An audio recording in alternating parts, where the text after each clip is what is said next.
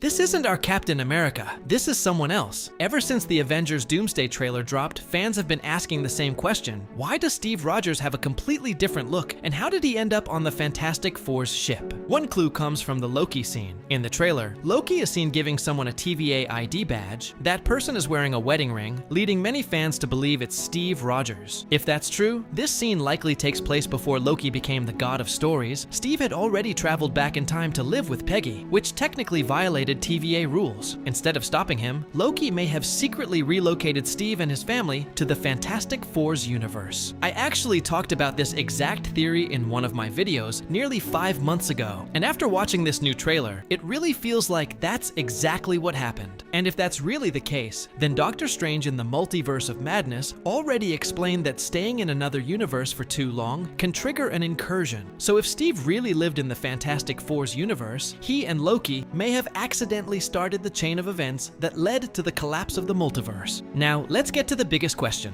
Why does Steve Rogers have a completely different look? What if this isn't our Steve Rogers at all? In the earlier Avengers Doomsday teaser, Steve was shown holding his Captain America suit, and he didn't have long hair or a beard. But in the trailer, his appearance is completely different. When the Fantastic Four and Thor arrive at Avengers Tower, we can clearly see Steve Rogers in this scene, but Sam Wilson and Bucky don't look happy to see him. Instead, Steve seems suspicious to them, almost as if they already know this isn't the Steve Rogers they remember. And in this meeting scene, Steve Rogers is nowhere to be seen, even though he already arrived here. We already talked about the earlier scene where Sam and Bucky were looking at him, and Thor also met Steve on the Fantastic Four ship before they arrived at Avengers Tower. So Steve should be standing here with the Fantastic Four during this meeting, but it looks like Marvel digitally removed him from this scene because they've done this many times before in their trailers. So looking at all of these clues, if we assume this isn't our Steve Rogers but an evil version of him, the infamous Captain Hydra, then one big question immediately comes to mind. How is he able to lift Mjolnir? In the original Secret Empire storyline, Hydra Captain America was able to lift Mjolnir because of reality manipulation. The same explanation could apply here. If he really came with the Fantastic Four from Earth 828 to Earth 616, then since he came from another universe, it's possible that Mjolnir couldn't judge his true nature right away. Or maybe Doctor Doom has used his magic on him, changing the reality of his entire character and allowing him to lift Mjolnir. And after seeing Doom stop Stormbreaker with just 2 fingers, manipulating Mjolnir doesn't seem like a big deal at all. So what do you think? Is he really our Steve Rogers, or is he Captain Hydra? Share your thoughts and theories in the comments below, and keep watching Multiverse Hub.